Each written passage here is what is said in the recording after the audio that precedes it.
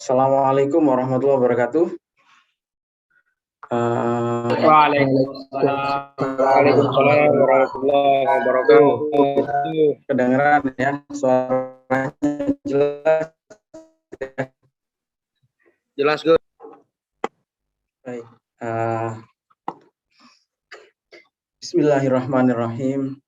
Alhamdulillahirabbil alamin wassalatu wassalamu ala sayyidil mursalin wa ala alihi washabbihi ajmain. Amma ba'd.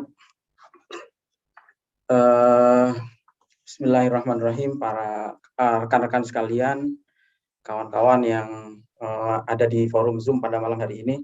Insya Allah pada malam hari ini kita akan membaca satu kitab ya, yang berisi tentang tema akidah, tergolong dalam fan akidah, yaitu kitab yang judulnya adalah Mafahim Yajib an Tusahhah.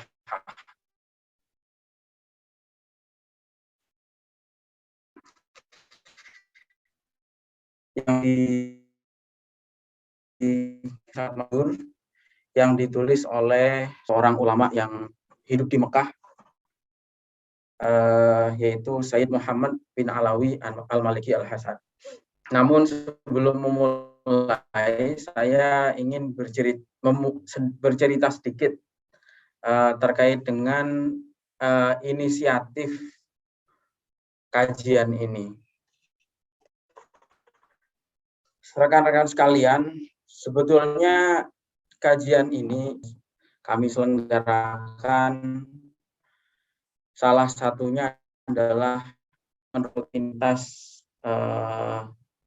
almarhum atau almarhumlah orang tua saya, ya, yang dimana beliau itu rutin setiap hari, memang setiap hari Rabu malam Kamis beliau membaca kitab ini dengan alumni pondok pesantren di Lumpur,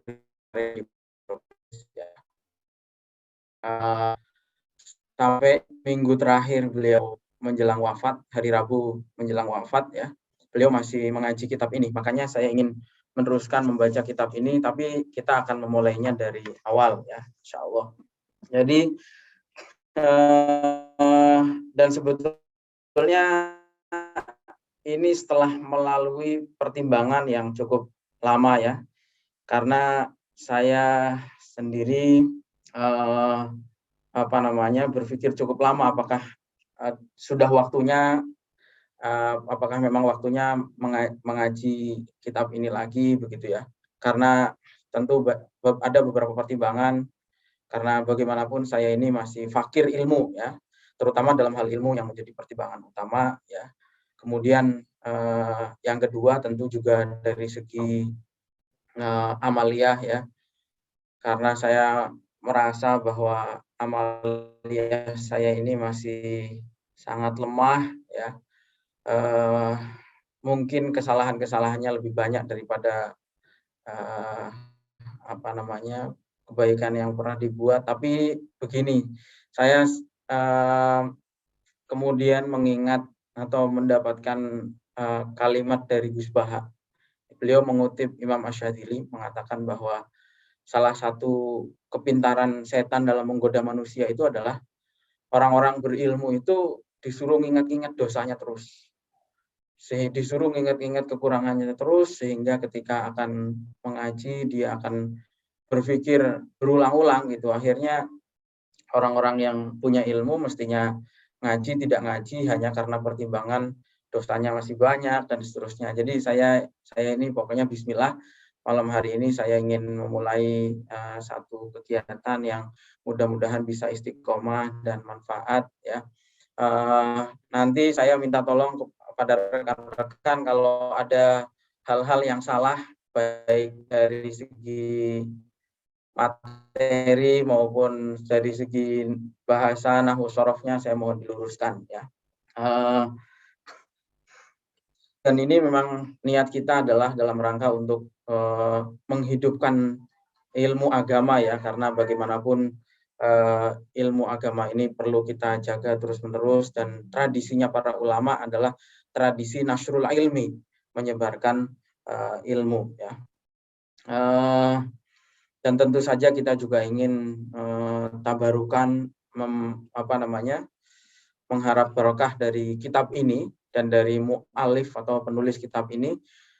Tapi kata beliau mengatakan begini,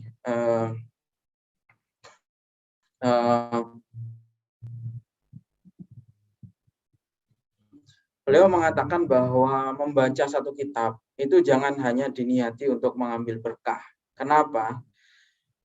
Tapi kata beliau, niatlah atau azam untuk meraih kefahaman, untuk mendapatkan pemahaman, dan kemudian pemahaman itu untuk disampaikan kepada orang lain.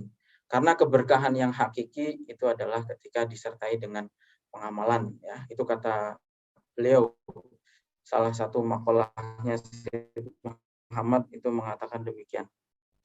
Kita memulai ngajinya ini di hari Rabu, dan sesungguhnya hari Rabu itu menurut para ulama adalah hari yang baik untuk memulai sesuatu, karena Allah Subhanahu wa taala menciptakan nur, menciptakan cahaya itu pada hari Rabu, dan ilmu itu adalah nur, ya, ilmu itu adalah cahaya, sehingga kata para ulama ketika memulai sesuatu di hari Rabu itu insya Allah mendapatkan kesempurnaan.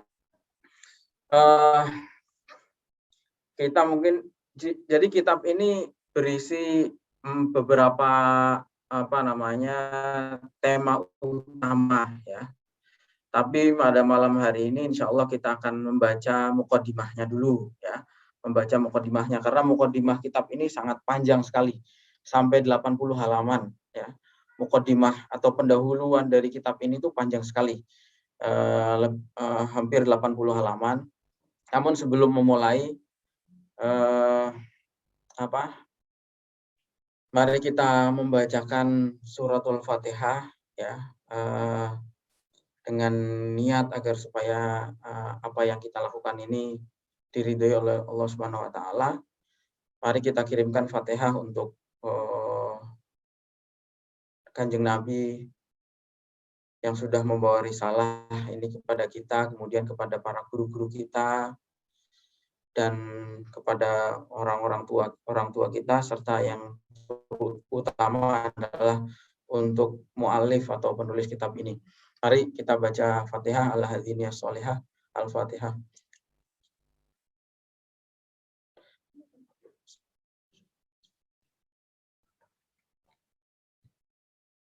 Sebelum memasuki materi, saya mungkin perlu menyinggung dulu apa sebetulnya kitab ini. Kitab ini sebetulnya bukan merupakan bahasan yang baru, tetapi ini pembahasan yang sebetulnya pembahasan lama tetapi sangat penting, ya, yaitu pembahasan terkait dengan, dari judulnya sendiri, yaitu mafahim yajib an tusahhah. Mafahim itu artinya adalah pemahaman, ya, jamak dari kata mafhum, ya, pemahaman yajib yang harus antusahhah, untuk diluruskan, ya, pemahaman yang harus diluruskan. Jadi sebetulnya kitab ini ditulis oleh beliau setelah melalui debat yang panjang dengan bukan debat yang panjang sebetulnya, tapi lebih kepada beliau diserang secara pemikiran oleh para tokoh-tokoh lain yang ada di Arab Saudi pada saat itu, ya. Kemudian beliau menulis kitab ini, beliau menjelaskan dalam salah satu interview dengan sebuah televisi di Mesir, ya, beliau mengatakan bahwa buku ini sifatnya adalah penjelasan terhadap posisi. Jadi beliau pertama menjelaskan bahwa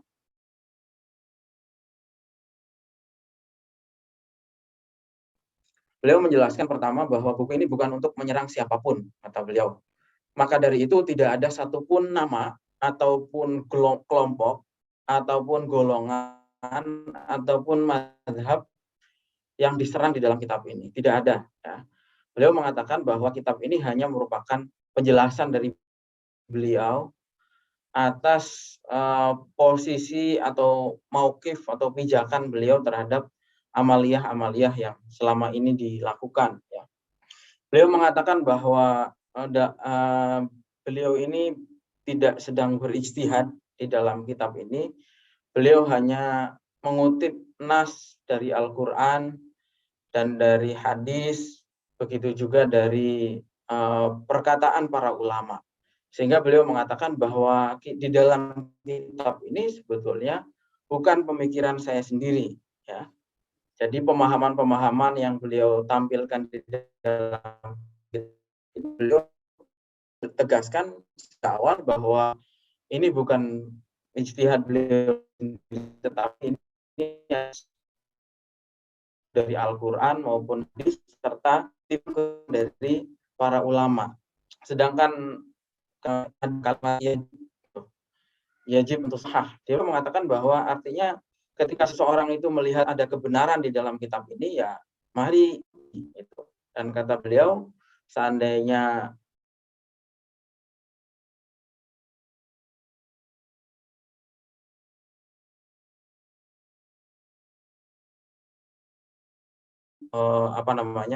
mengikuti pengajian-pengajian yang diselenggarakan di majelis di rumahnya beliau, Syekh Muhammad ini di Rusaifah di Mekah. Ya.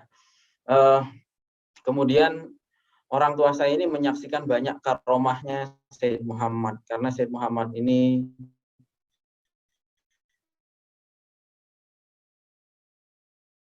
seorang waliullah, ya, yang karomahnya masyhur, dan tentu kawan-kawan juga sudah sering, mungkin sudah pernah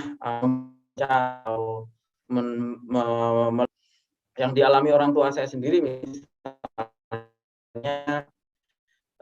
beliau ketika pertama kali datang ke majelisnya Syekh Muhammad, beliau itu sedang berpikir tentang sebuah hadis, yang hadis itu redaksinya adalah ilmu ketika masuk Muhammad ketika membahas tentang hadis tersebut, ya. Jadi itu salah satu yang dialami oleh orang tua saya dengan Syekh Muhammad. Kemudian pada saat haji yang pertama dulu, orang tua saya itu ketika akan pulang pamitan kepada Syekh Muhammad, beliau memberikan kurma kepada tua saya itu, di mana putra-putra beliau itu memang jumlahnya 6. Jadi pas sekali apa yang dititipkan oleh Syekh Muhammad itu, ya. Beliau memang sangat takzim dan sangat mengidolakan Syekh Muhammad ini, ya. Sampai saya muridnya Syekh Muhammad.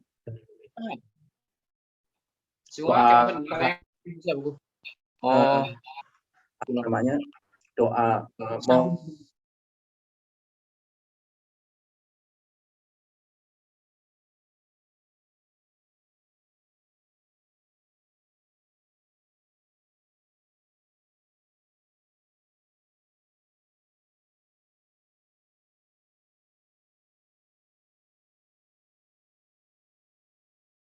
keseluruhan teksnya, tapi saya akan mengambil poin-poin pentingnya pada malam hari ini. Beliau menuliskan tamhid, ya, kata pengantar di halaman 3. Sebagaimana para ulama biasanya beliau memulainya dengan Bismillahirrahmanirrahim, Alhamdulillahirabbil alamin, wassalatu wassalamu ala asyrafil mursalin sayyidina Muhammadin wa ala alihi washabbihi ajmain, amma ba'd. Beliau menyampaikan banyak pujian terhadap Allah Subhanahu wa taala atas banyaknya nikmat, dan yang terbesar kata beliau adalah nikmat Islam. Yaitu nikmat yang paling besar, dan nikmat yang berikutnya adalah nikmat keamanan dan ketentraman di negara tempat beliau tinggal, yaitu di Arab Saudi. Dalam muqaddimah kitab ini beliau juga tidak lupa untuk menyampaikan rasa syukur atau terima kasih kepada pemerintahan yang berkuasa di Arab Saudi. Ya, di dalam mukadimah ini beliau menulis summa bi fadlil hukam alladzina ja'alahumullahu humatan li hadhil. Beliau menyampaikan terima kasih atas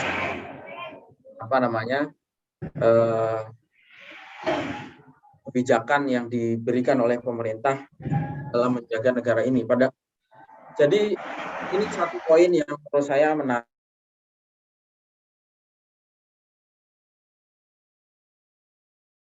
Jadi ini poin yang menarik yang beliau sampaikan dalam mukadimah kitab ini, di mana beliau mengapresiasi pemerintahannya. Padahal sebagaimana kita tahu ya, Said Muhammad itu hidup di tengah-tengah komunitas yang akidahnya tidak sama dengan beliau. Mazhab ya, bukan agama, tetapi mazhabnya tidak sama.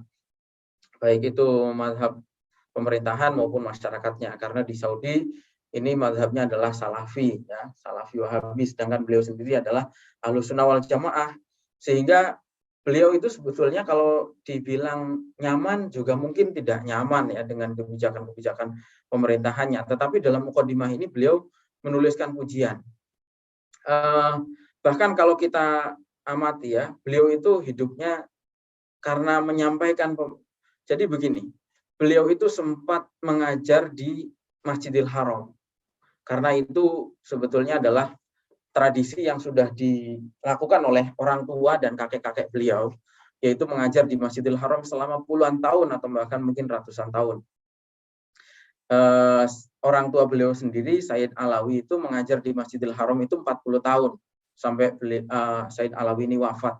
Kemudian digantikan oleh beliau, Said Muhammad, dan beliau juga mengajar di Fakultas Syariah di Mekah, di Ummul Qura. Namun, karena perbedaan-perbedaan pemikirannya, beliau ini akhirnya dicabut izinnya untuk mengajar di Masjidil Haram. Kalau mau dibilang dizolimi, mungkin dizolimi ya.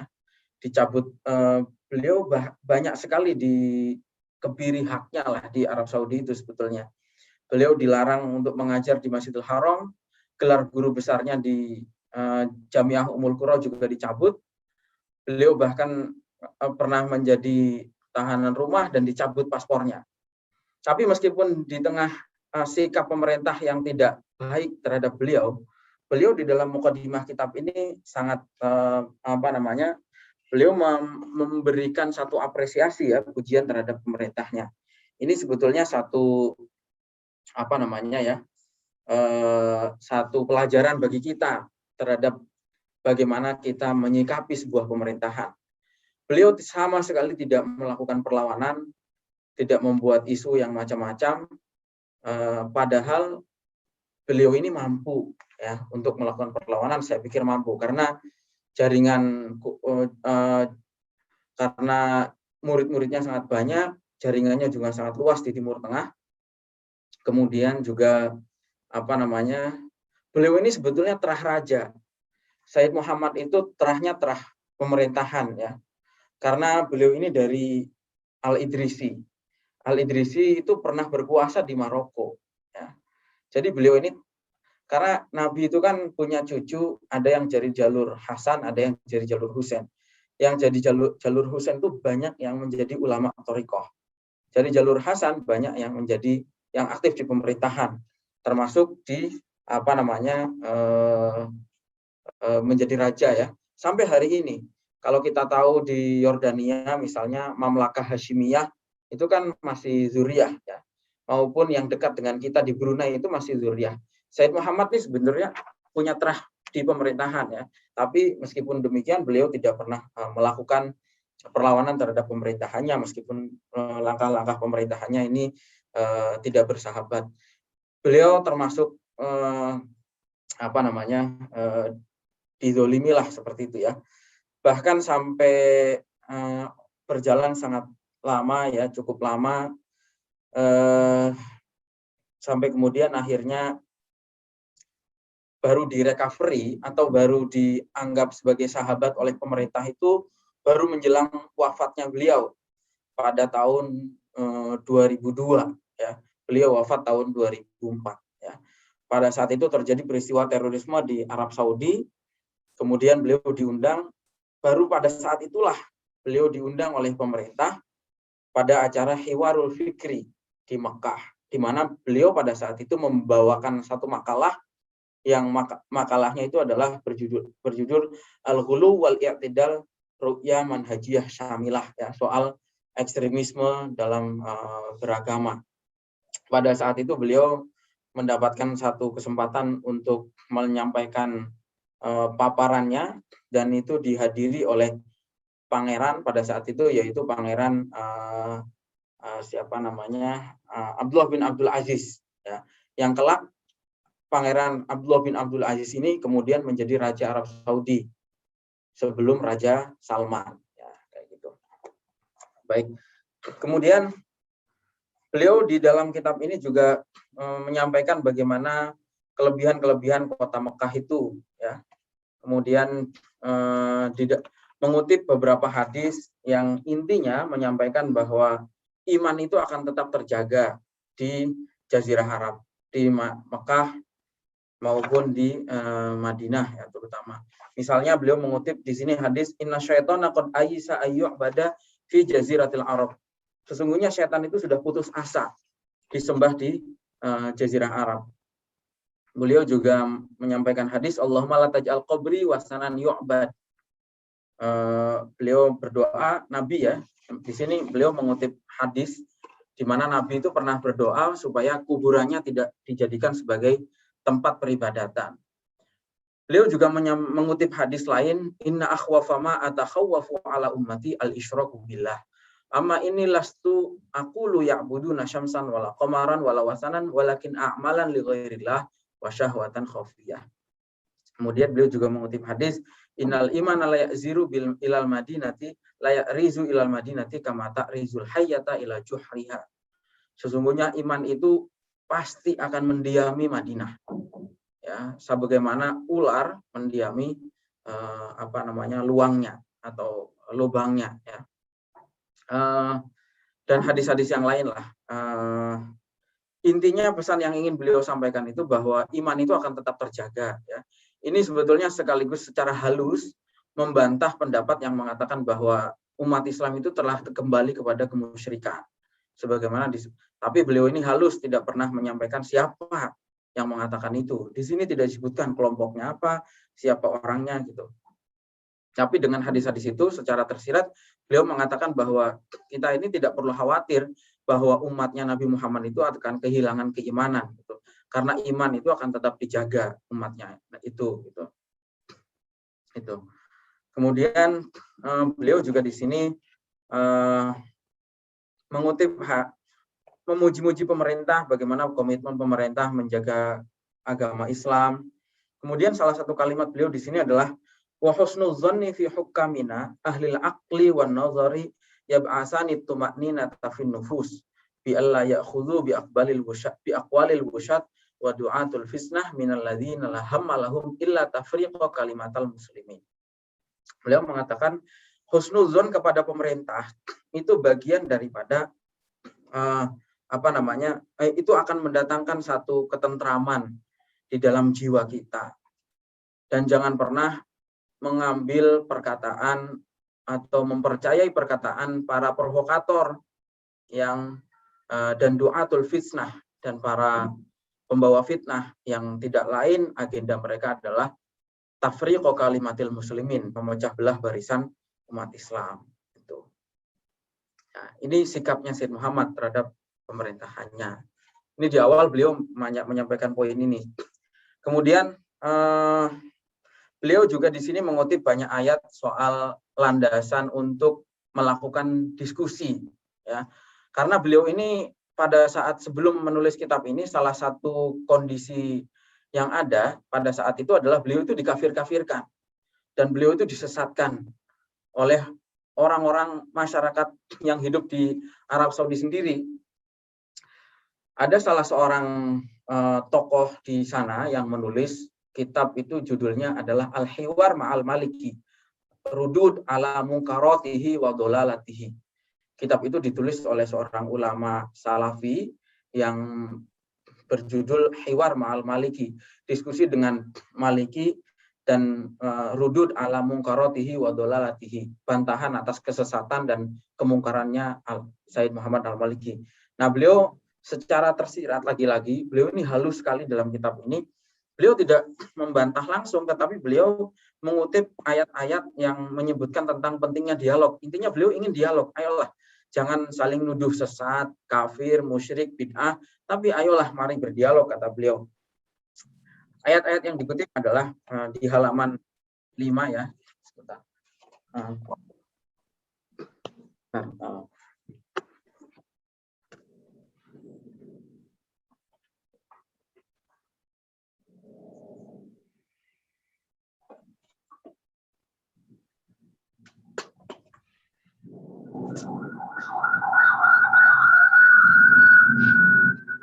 Baterai laptop saya lemah.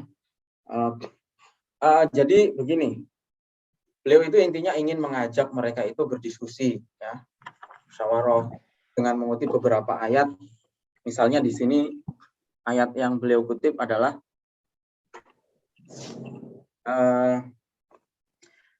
saya pakai kitab yang cetakan Darul Kutub Al-Ilmiyah ya, di halaman 5 beliau mengutip, di situ ada ayat wa in ahadum minal musyrikin nastajaraka fa'ajirhu hatta yasma'a kalamullah. Kata Said Muhammad secara tersirat mengatakan bahwa ini pesan dari Al-Qur'an, kalau orang musyrik saja kita itu diminta berdialog dengan mereka, apalagi dengan yang sesama mukmin, seperti itu. Kemudian ayat yang beliau kutip lagi adalah yang ayat itu sebetulnya ditujukan juga kepada kufar Quraisy, di mana Allah SWT berfirman kepada menyampaikan kepada kufar Quraisy melalui Nabi, qul hatu burhanakum in mari datangkan atau argumentasi kalian jika kalian memang betul-betul dalam kebenaran. Jadi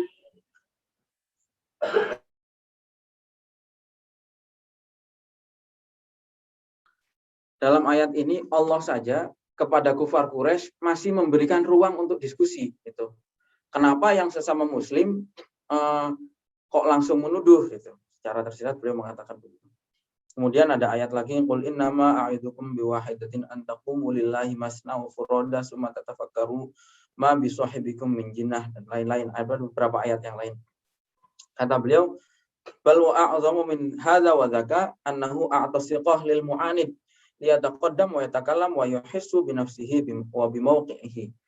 Kata Said Muhammad, Al-Qur'an itu bukan hanya sekedar memberikan ruang diskusi kepada kufar Quraisy, bahkan Al-Qur'an mempersilahkan orang-orang kufar Quraisy itu untuk memberikan argumentasi terlebih dahulu. Jadi udah kamu duluan ngomong gitu, kayak gitu cara sederhananya. Nah, kemudian intinya kata Said Muhammad, la budda an nasma'a minhu samrata aqlihi wa samrata fahmi. Kemudian sampai di ujungnya Allah Subhanahu wa taala itu dalam firman-Nya di surat Saba ayat 24, Allah mengatakan wa inna au iyyakum la'ala hudan au fi dhalalim mubin. Bahkan di sini tidak langsung mengklaim, tapi di situ dikatakan bahwa bisa jadi saya atau Anda yang mendapatkan petunjuk atau berada di dalam kesesatan. Di situ kalau kita baca ayat ini kan artinya masih ngambang ya, dan bahkan tidak langsung memvonis gitu. Bisa jadi Anda yang benar, bisa jadi Anda salah. Padahal ini Al-Qur'an ya. Ini ketika berkomunikasi dengan orang-orang Quraisy. Ya. Wa min hadzal muntalaq. Jadi kata Said Muhammad, begitulah Allah memerintahkan nabinya untuk berdialog kepada orang-orang musyrik. Ya. Nah, padahal mereka berada di dalam kesesatan, kata beliau. Apalagi ini yang kepada sesama Muslim. Uqaddim hadhil mafahim andil abadil qadaya al-islamiyah al-mukhtalaf fiha bainal ulama wallati la yastati'u ahadun ayaqula innahu ittafaqat ara'ul ulama fiha ala kalimatin wahidah. Di dalam kitab ini saya ingin menyuguhkan pemahaman-pemahaman terhadap beberapa persoalan keislaman yang diperselisihkan oleh para ulama, sehingga pada dasarnya nanti pada tema-tema yang akan saya singgung itu tidak ada orang yang bisa mengklaim bahwa ini adalah kesepakatan ulama. Itu. Karena ulama berbeda pada tema-tema yang nanti akan saya bahas di dalam kitab ini. Kata Syed Muhammad, li'annana basyarun nusibu wa nukhti. Karena kita ini manusia yang bisa benar dan bisa salah. Wa kullun minna yu'khadhu minhu wa yuraddu alaihi. Dan kita itu ucapannya bisa diambil dan bisa ditolak. Itu.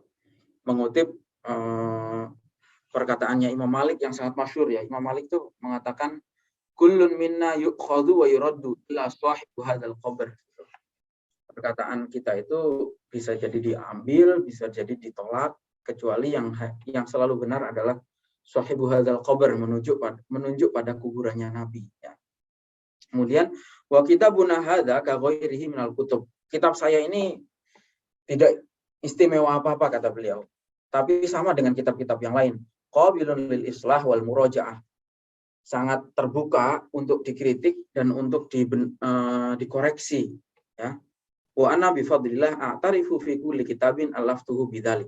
Dan saya mengakui seperti ini pada kitab-kitab semua kitab yang saya tulis. Gitu. Jadi di sini Said Muhammad sudah menjelaskan di dalam pendahuluannya bahwa pertama-tama beliau ini adalah seorang hamba yang bisa salah, kemudian kitab ini juga masih bisa dikoreksi. Gitu. Nah, ada hal yang sebelum sempat saya sampaikan. Sebetulnya kitab yang kita baca ini adalah kitab yang istimewa bagi beliau sendiri. Beliau sampai pernah menyampaikan bahwa kitab ini adalah kitab yang paling dekat secara karakter dengan karakter saya, kata Syed Muhammad. Jadi Syed Muhammad kan ulama besar ya. Secara keilmuan, secara akademik diakui. Secara akademik, kenapa diakui?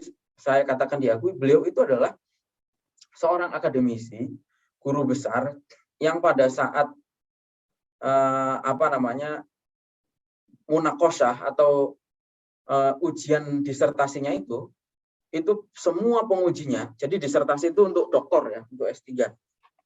Beliau pada saat ujian disertasi itu semua pengujinya itu sepakat untuk langsung memberikan gelar profesor.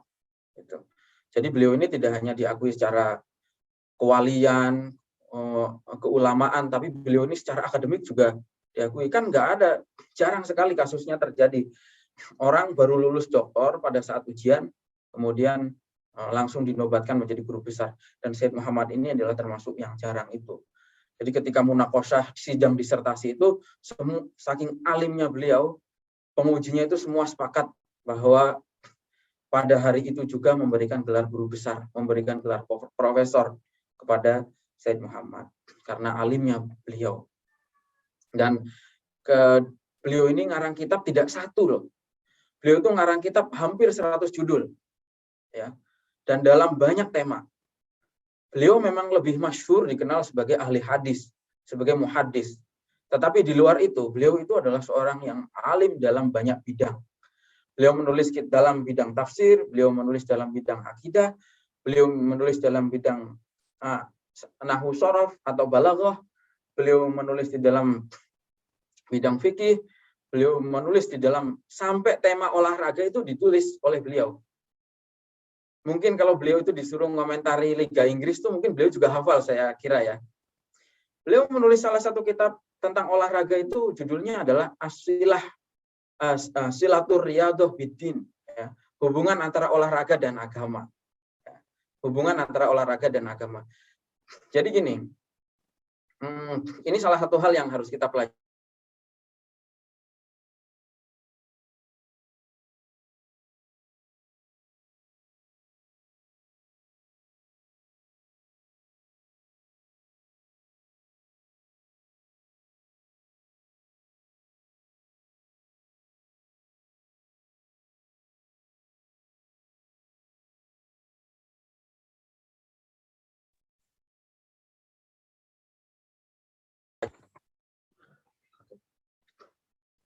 Suara saya jelas ya?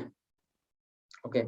Jadi gini, beliau itu ketika pertama kali mengajar di Masjidil Haram, menggantikan ayahnya yang wafat, itu dan mengajar di Masjidil Haram itu bukan sembarangan ya, bukan sembarang ya, nggak seperti di Indonesia lah semua bisa naik mimbar. Ngajar di Masjidil Haram, kata Syed Muhammad, ini cerita beliau sendiri, ya. Ngajar di Masjidil Haram itu berdasarkan kesepakatan ulama satu kawasan itu. Gitu. Jadi restu mengajar di Masjidil Haram itu atas restu banyak ulama besar yang hidup pada masa itu, ada Syekh Hasan Masyad dan yang lain-lain. Nah, ketika pertama kali pengalaman beliau sebagai anak muda mengajar di Masjidil Haram masih sangat berapi-api kata beliau.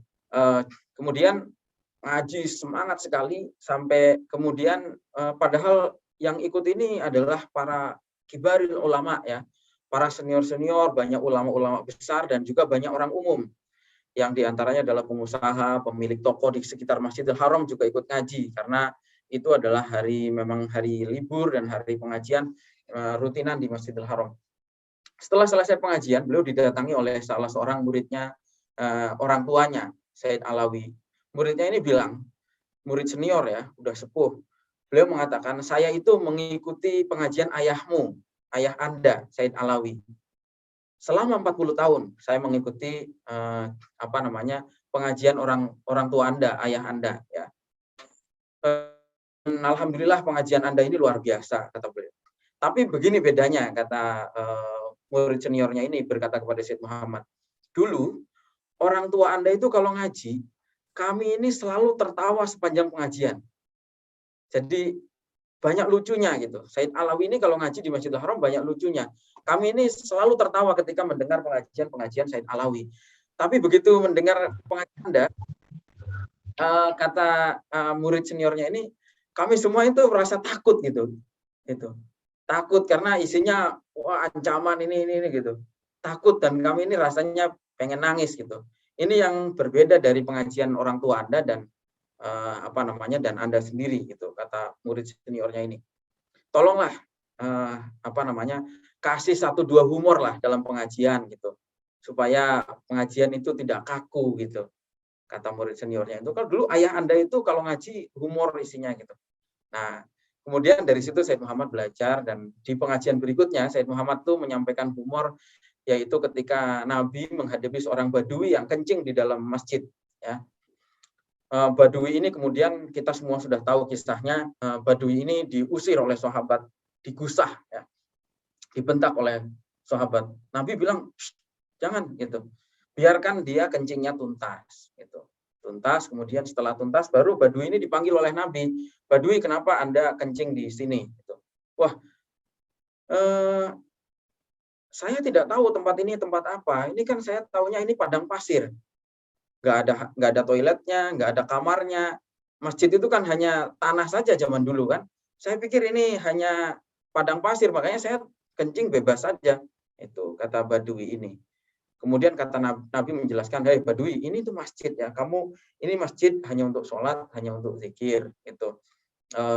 Kamu tidak boleh kencing di sini gitu." Nah, kemudian setelah itu, oh gitu ya udah. Nah, badui ini kan nggak pernah ngerasa salah gitu. Ya wes kalau gitu Muhammad sekarang angkat tanganmu. Ayo diangkat. Kemudian Nabi Muhammad ngikuti saja angkat tangan. Sekarang kamu berdoa sama Allah agar supaya merahmati Anda dan merahmati saya dan jangan merahmati siapapun. Itu.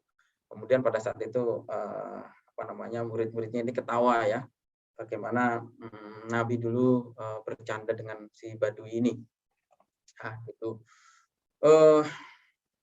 Ini pertama terkait dengan muqaddimah yang beliau tulis di dalam kitab ini.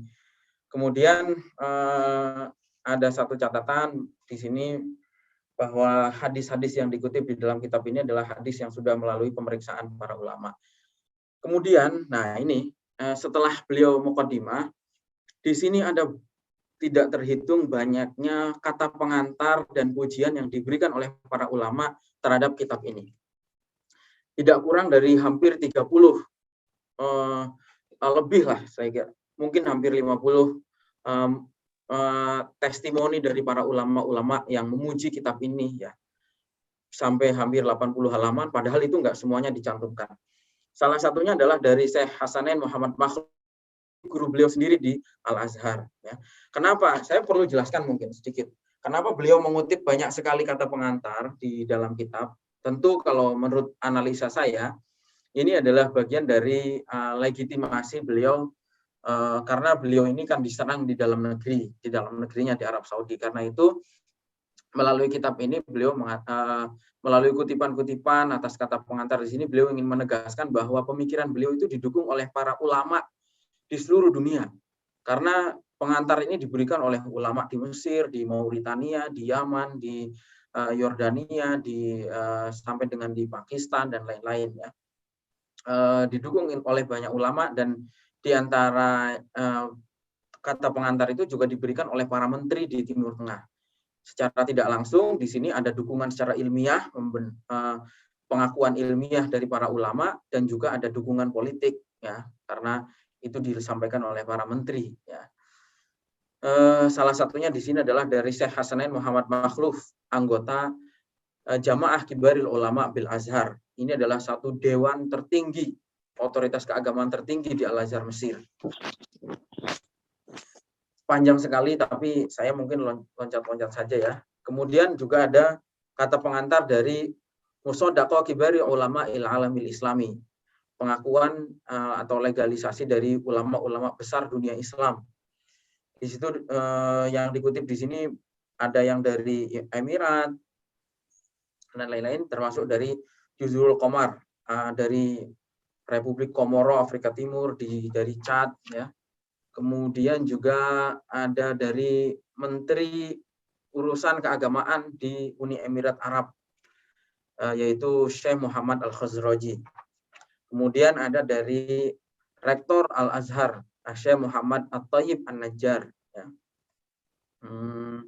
Yang diantara salah satu yang ditulis oleh Rektor Al-Azhar ini mengatakan bahwa wahwa, ya, Said Muhammad ini, bihadzal amal asyuja yata'arradu liwakhzil ibri wa yamshi ala syauq walakin min ajlil wusul ila ambalil ghayati wa khairul qurubat.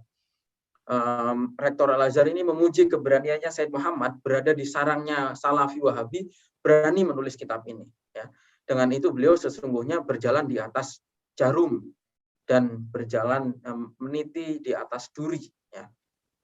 Ya, tapi itu dilakukan untuk mencapai pada satu tujuan yang sangat agung, yaitu menjelaskan soal Ahlus Sunnah wal Jamaah. Kemudian juga di sini disampaikan kata pengantar dari Sayyid Abdullah Kanun Al-Hasani. Ini Sayyid ya, zuriyahnya Sayyid, terahnya juga sama Al-Hasani. Siapa beliau? Beliau adalah Rois Surabitoti Ulama Il Maghrib, yaitu ketua Ikatan Ulama Maroko, ya, ketua MUI-nya Indonesia lah.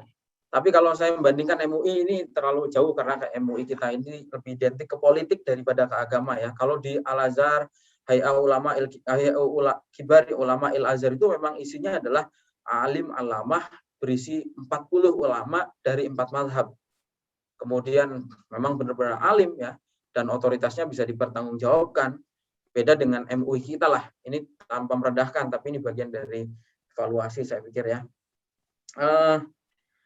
Ada yang menarik menurut saya dari catatannya Sayyid Abdullah Kanun ini, yang mungkin ya ini sekali lagi perlu saya highlight ya, perlu saya bacakan karena ini penting sekali dan mungkin kalau di sini sangat kontroversial ya. Beliau di sini menulis bahwa tema yang ditulis oleh Said Muhammad adalah masalah-masalah fikih furu'iyah yang diperdebatkan. Itu. Maka dari itu tidak ada yang berhak untuk mencaci, tidak ada yang berhak untuk mencela ya. Karena itu bagian dari ijtihad. Wa kunna naqulu. Ini kata Sayyid Abdullah Kanun Al-Hasani, seorang guru dan ketua Majelis Ulama Maghrib Maroko. Innal khilafa fi misli hadhil matalib qad intaha kaman tahal khilafu fil furu' al-fiqhiyah bi silatil muslimina fil mu'tamar al-islami al-munaqid bil Qudus sanata alfin wa tis'imatin wa wahid wa salasin miladiyah khalfal imam at-Tabatabai asy-Syi'i ala ikhtilafi madzahibihim. Kata beliau, sesungguhnya perbedaan dalam masalah-masalah ini mestinya sudah selesai.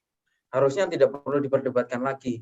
Sebagaimana sudah selesai persoalan antara Sunni Syiah, kata beliau.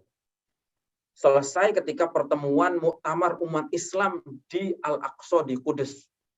Ya, pada tahun 1931 ketika umat Islam, ulama-ulama Islam itu berkumpul di Al-Quds dan diimami oleh seorang imam yang Syiah, makmum di belakang imam Syiah, yaitu Imam Tabatabai. Padahal madhabnya Islam ini berbeda-beda. Mestinya ini sudah selesai. Persoalan Sunni Syiah aja mestinya sudah selesai. Ini menurut saya ucapan yang sangat berani ya, dan ditulis di kitabnya Sayyid Muhammad dan dikutip oleh Sayyid Muhammad. Kita di Indonesia masih ribut terus Sunni Syiah ini. Ya, saya makanya hebat bisa ada di sini gitu. Dan kalau kita ini masih ribut Sunni Syiah itu betapa konservatifnya kita sebetulnya ya. Salah satu hal lagi juga misalnya terkait Sunni Syiah ini dikatakan oleh Habib Ali Al-Jufri, seorang ulama besar dari Yaman, ulama Aswaja yang hidup di Emirat. Beliau mengatakan bahwa musuh kita sesungguhnya itu adalah yang berhasil meyakinkan bahwa Sunni Syiah itu bermusuhan. Nah, bagaimana ini Sunni Syiah itu sudah hidup 1400 tahun dan itu membersamai sejarah Islam kita. Bagaimana mungkin kita tidak berdamai dengan sejarah kita itu kata beliau. Kalau terus umat Islam ini berpecah belah, yang dirugikan justru adalah Islam itu sendiri. Ya. Sedangkan kita di Indonesia ketika akan bicara kerukunan Sunni Syiah, kita itu takut itu karena akan dicap liberal, akan dicap sesat dan seterusnya. Oke, tapi itu kan yang mengatakan kan ketua ulama Maroko, Sayyid Abdullah Kanun Al-Hasani, seorang sayyid dan zuriyah, dan ini dikutip dikit dalam kitabnya Sayyid Muhammad. Saya kira banyak sekali. Kemudian ada juga ini dari pengantar dari Dr. Husaini Hashim, yang tidak lain adalah Wakil Rektor Al-Azhar. Kemudian dari Dr. Rauf Shalabi, ya. Kemudian ada lagi yang menteri, yaitu Wazir Daulah li Syu'un Majlisil Wuzara Al-Kuwaiti, menteri urusan kalau di sini Mensesnek lah, yaitu Sayyid Yusuf Hashim Ar-Rifai. Kemudian ada dari Syekh Abdul Fattah Barokah, Sekjen Majma' Buhus Islamiyah di Kairo. Ya. Beliau menyampaikan bahwa sesungguhnya perpecahan antar mazhab itu lebih berbahaya daripada perpecahan antar agama. Ya. Beliau mengatakan itu, dan kita ini lebih repot menghadapi perpecahan antar mazhab, antar ormas di dalam Islam daripada kita menghadapi yang beda agama. Itu kata beliau. Dan di sini kan menyinggung orang-orang yang menyesatkan amaliyah Ahlussunnah wal Jamaah. Kemudian juga ada dari ketua jurusan hadis di Al-Azhar yang menulis soal membantah kitab yang tadi ditulis untuk menyerang Sayyid Muhammad, yaitu kitab Hiwar Ma'al Maliki, ya, yang tadi saya singgung di awal, yang menyesatkan dan mengkafirkan Sayyid Muhammad. Ini ulama-ulama Azhar bikin makalah dan membantah makalah yang ditulis oleh ulama salaf ini. Ditulis oleh Abdullah bin Sulaiman bin Mani', ya, memang di sini tidak disebut di dalam kitab Sayyid Muhammad, yang dimuqaddimai oleh Syekh bin Baz. Nah, kemudian juga kata pengantarnya juga di sini beliau mengatakan bahwa ketika ada orang mencela ulama, kata beliau, itu hakikatnya sedang mencela Islam. Kenapa? Karena ketika ulama itu diserang, maka sedangkan yang membawa Islam ini adalah para ulama, maka secara tidak langsung ketika orang menyerang ulama, mengajak orang ragu kepada ulama, hakikatnya dia sedang mengajak orang untuk ragu terhadap Islam. Karena yang membawa Islam itu adalah para ulama. Nah, kemudian di sini juga ada kata pengantar dari Mufti Sudan, Syekh Sayyid Ahmad Al-Aud. Ada juga dari ketua Universitas Ashrafiyah di Pakistan, ya. Dan beliau juga kemudian ada juga dari Pakistan, dari Direktur Jami'ah Ulum Al-Islamiyah Karachi di Pakistan. Kemudian juga ada kata pengantar dari Majelis Ulama Pakistan.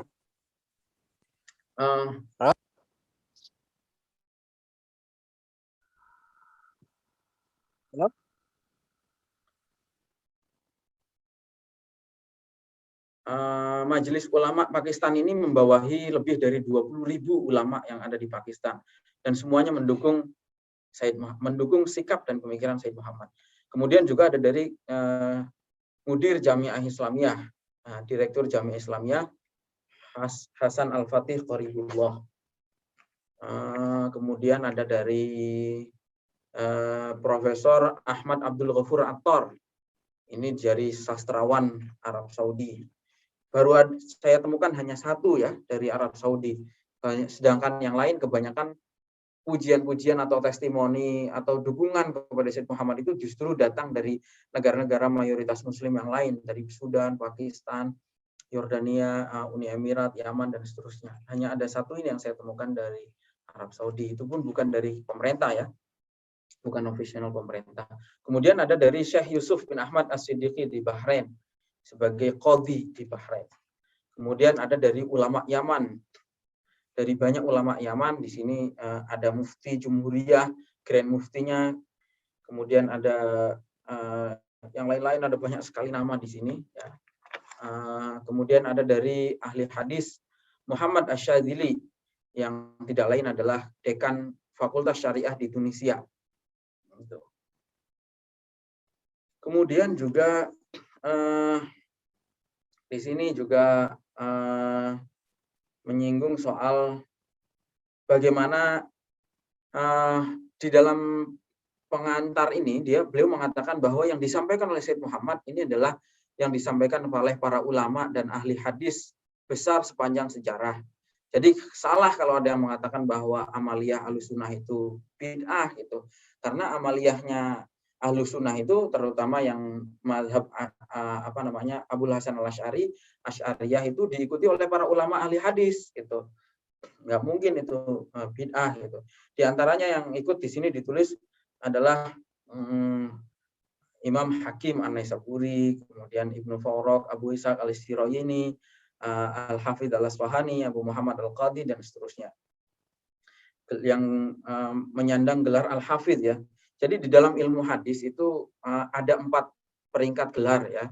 Yang pertama adalah At-Talib. At-Talib itu mubtadi ya, pelajar. Yang kedua adalah Al-Hafidz. Al-Hafidz itu yang hafal 100.000 hadis, sanad maupun matannya. Kemudian gelar yang kedua adalah Hujjah. Jadi kalau di Indonesia Al-Hafidz itu kan hafal Quran lah, nggak terlalu sulit ya. Tapi kalau di dalam istilah ahli hadis, kalau Anda baca Al-Hafidz Al-Asfahani misalnya ya, atau Al-Hafidz yang lain ya, itu artinya adalah yang menghafal 100.000 hadis sanad matan beserta dengan biografi perawinya. Kalau Al-Hujjah itu adalah yang hafal 300.000 hadis ya. Kalau Al-Hakim di atasnya lagi adalah yang hafal semua hadis yang pernah diriwayatkan, hanya sedikit yang dia tidak tahu. Nah, peringkat paling tinggi adalah Amirul Mukminin fil Hadis. Gelar itu adalah yang disandang oleh Imam Bukhari, di mana hampir semua hadis beliau tahu. Imam Bukhari, Sufyan As-Tsauri, Abdullah bin Mubarak, Imam Ahmad bin Hambal, Imam Muslim bin Hajjaj itu adalah orang-orang yang menyandang gelar Amirul Mukminin fil Hadis. Rasanya memang sangat nggak tahu atau gimana ya. Kalau zaman sekarang mungkin sudah nggak ada ya. Sangat sulit sekali lah mungkin ya secara lahir. Kecuali memang Allah memberikan satu anugerah ya. Kemudian juga beliau mengutip hadis, Inna ummati lan tajtami'a ala dhalalah. Bahwa umatnya Nabi Muhammad itu nggak mungkin sepakat dalam kesesatan. Faidha ra'aitu mukhtilafan, ketika kamu melihat ada banyak perbedaan. Seperti sekarang ini kan kita dihadapkan pada banyak sekali perbedaan pendapat ya. Dan Nabi memberikan petunjuk, kalau ada banyak perbedaan pendapat, harus ikut yang mana? Pesan Nabi adalah fa'alaikum bisawadil a'zam. Ikutilah yang mayoritas. Dan yang mayoritas itu adalah Ahlussunnah wal Jamaah. Kemudian ada pengantar juga dari Syekh Muhammad Fal Al-Banani. Dia adalah Sekjen Robitoh Islamiyah Mauritania di Afrika. Beliau mengatakan, kalau orang membaca kitab ini, semestinya sudah tidak ada sikap lain kecuali menerima, kata beliau. Karena yang ditulis adalah nas Al-Quran dan hadis. Kemudian ada juga dari pengantar dari Syekh Muhammad Salim Adud, Ketua Pengadilan Tinggi juga di Mauritania. Beliau memberikan kata pengantarnya dalam bentuk syair. Ya. Kemudian ada pengantar dari Muhammad Aziz Al-Haqqani Al-Hazarawi, kemudian dari Rawalpindi di India, di Pakistan. kemudian Syekh Abi Zaid Ibrahim Sayyid, ada juga dari Syekh Muhammad Abdul Wahid Ahmad, yang tidak lain adalah Wakil Menteri Agama di Mesir.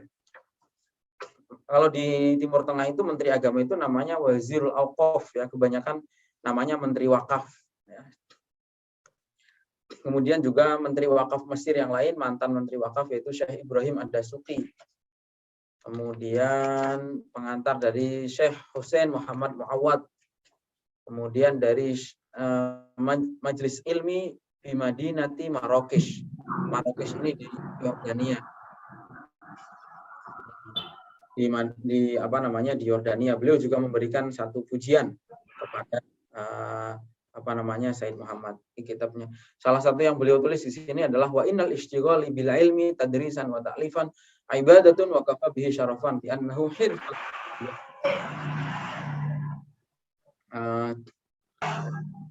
Beliau di sini menulis, ini sekaligus menjadi motivasi yang kita, ya, yang baru memulai pengajian pada hari ini. Beliau menulis bahwa al-ishtighal bil ilmi, sibuk atau menyibukkan diri untuk ilmu, baik itu mengajar maupun menulis, itu adalah ibadah yang,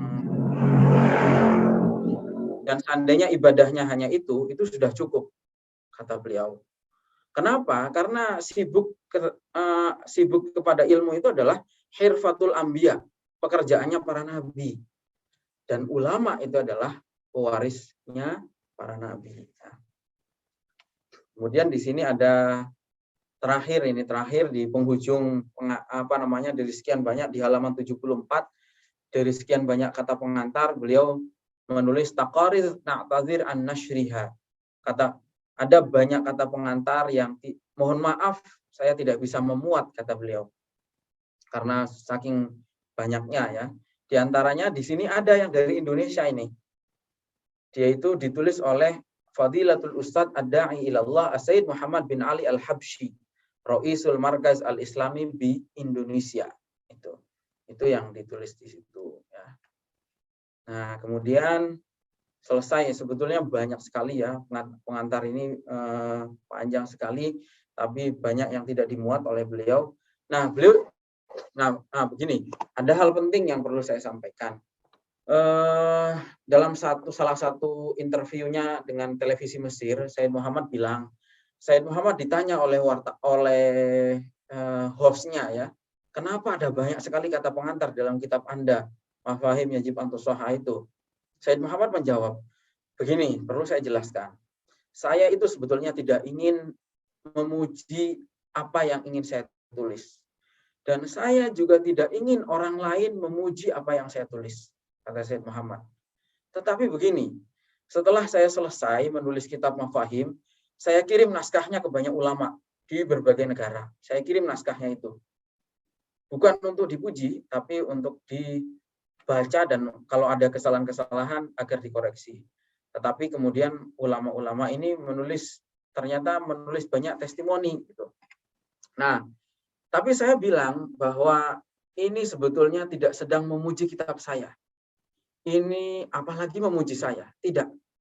Tapi mereka itu, pengantar-pengantar yang ada di sini, hakikatnya adalah sedang mengakui atau memuji amaliyah-amaliyah yang, kata beliau, karena kitab ini punya umat Islam, gitu. Kitab ini punya umat Ahlussunnah wal Jamaah, gitu.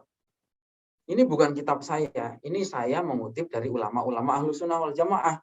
Karena itu kitab ini sebetulnya adalah punya umat, kata beliau. Dan ulama-ulama yang memberikan pujian atas kitab ini adalah sebetulnya mereka sedang memuji umat Ahlussunnah wal Jamaah ini, bukan memuji kitab ini, apalagi memuji saya secara pribadi. Itu kata Said Muhammad. Nah, kemudian hadza wa qad ja'alna hadzal kitab ala salasati abwab. Beliau mengatakan kitab ini nanti akan saya bahas dalam 3 tema utama. Yang pertama adalah pembahasan soal akidah, yang kedua adalah pembahasan soal kenabian, yang ketiga adalah membahas soal khilafiyah, ya, maupun kehidupan di alam barzah. Sumaqala al-babul awal mabahis fil aqidah, ya, at-tahdzir minal mujazafah fi takfir, wallahu alam bisawab. Saya kira Ini materi yang bisa kita baca pada malam hari ini sebagai mukadimah. Insya Allah minggu depan kita akan mulai membaca bab 1 di kitab saya ini di halaman 79. Ya.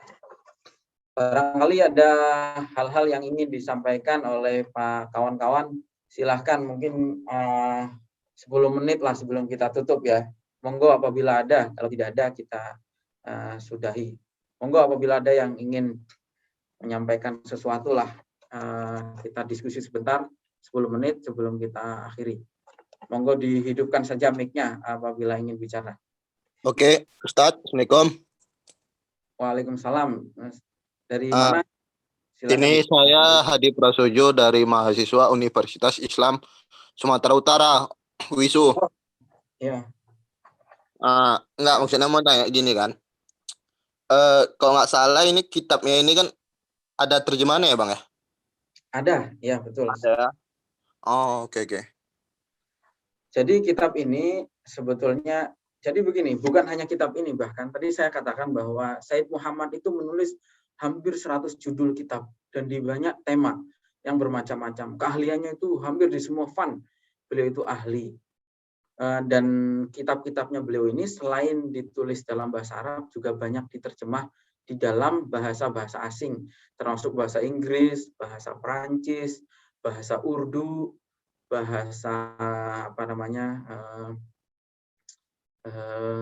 bahasa-bahasa yang lain lah, bahasa Jerman, sampai juga dengan bahasa Indonesia. Yang dalam versi bahasa Indonesia, kitab-kitabnya beliau itu diterjemah oleh murid-murid beliau yang terkumpul dalam sebuah organisasi namanya Hay'ah Sofwah, ya, yang diketuai oleh Kiai Ihya Ulumuddin, guru saya waktu di Malang, ya. Salah satu yang diterjemah adalah kitab ini. Jadi kitab ini sudah ada terjemahnya dan bahkan bisa di-download di internet. Silahkan nanti untuk bahan bacaan sebelum kita ngaji mungkin ya. Monggo silahkan apabila ada yang lain.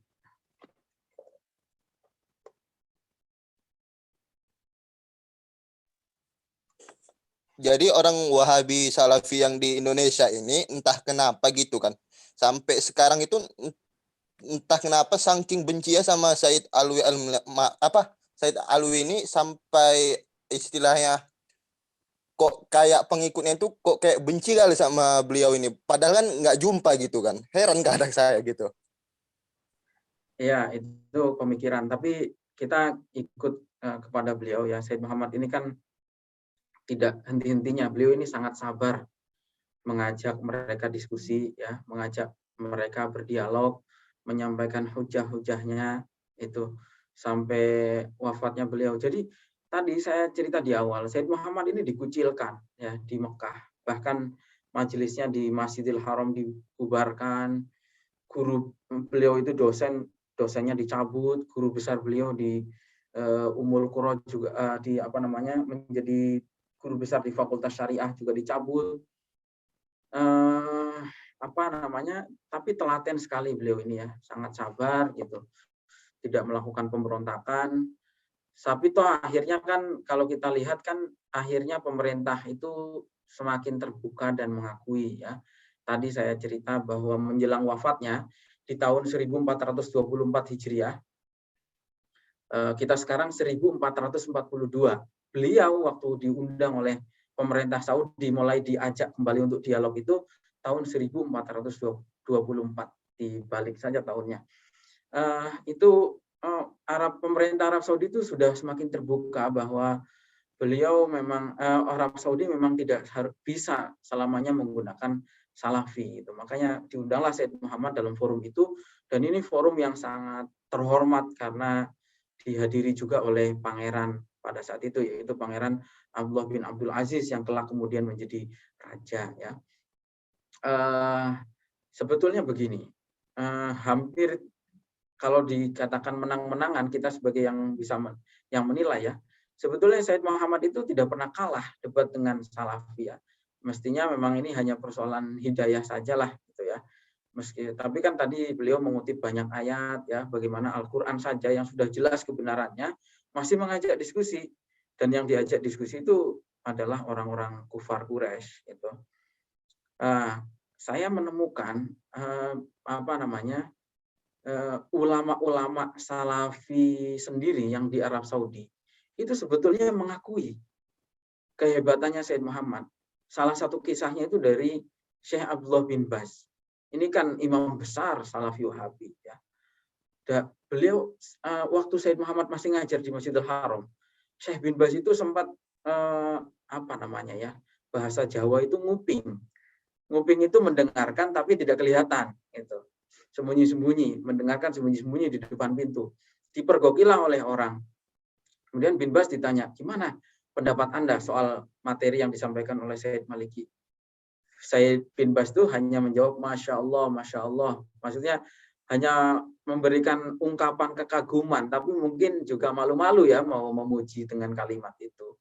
Itu seperti itu. Jadi ya kita pokoknya sampaikan saja sekali lagi, karena Said Muhammad itu menegaskan bahwa kitab ini bukan untuk menyerang siapapun, tapi ini untuk menyampaikan posisi kita, hujahnya orang Ahlus Sunnah wal Jamaah. Itu akidah Ahlus Sunnah wal Jamaah itu.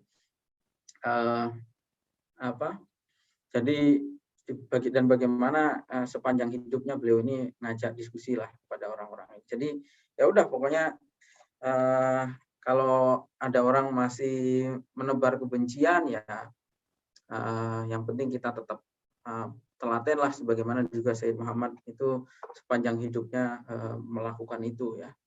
Dan sampai hari ini pun kita melihat kan majelisnya beliau juga masih apa namanya ya, belum diberi kebebasan. Bahkan beberapa ulama Ahlus Sunnah wal Jamaah seperti Habib Zain bin Smith di Madinah itu kan tidak diperbolehkan lagi membuka majelis itu. Di Arab Saudi sendiri saya kira sudah banyak berubah ya. Malahan kadang-kadang yang di Indonesia itu lebih keras daripada yang di Arab Saudi. Misalnya saya itu pernah punya pengalaman ketika saya ke Madinah, saya datang ke Jamiah Islamiyah. Itu kan kampusnya Salafi ya. Di sana itu saya foto-foto bahkan selfie dengan mahasiswa di sana biasa. Tapi saya heran kenapa orang Salafi di Indonesia mengharamkan foto. Itu kan aneh. Di Arab Saudinya Salafi tidak melarang foto, kok di Indonesia ustadz-ustadz Salafi ini lebih Salafi daripada Salafi yang di Arab Saudi gitu. Ya apa namanya? Yang penting kita sampaikan hujahnya lah ya. Itu persoalan hidayah itu kan kita nggak bisa memaksakan orang ya. Itu. Terakhir mungkin satu lagi barangkali ada yang tanya terjemah ya. Saya belum tahu tapi mungkin pasti ada di toko buku. Nanti mungkin apa namanya? Saya coba lihat ya di Hayat As-Sofwah apakah masih ada naskahnya. Nanti kalau ada saya infokan ke grup. Kan tadi ada grup ya dari apa namanya admin membuat grup untuk kita berbagi link setiap hari Rabu itu. Insya Allah nanti saya infokan ya Bu siapa ini, Bu atau Pak Dava Akila ini.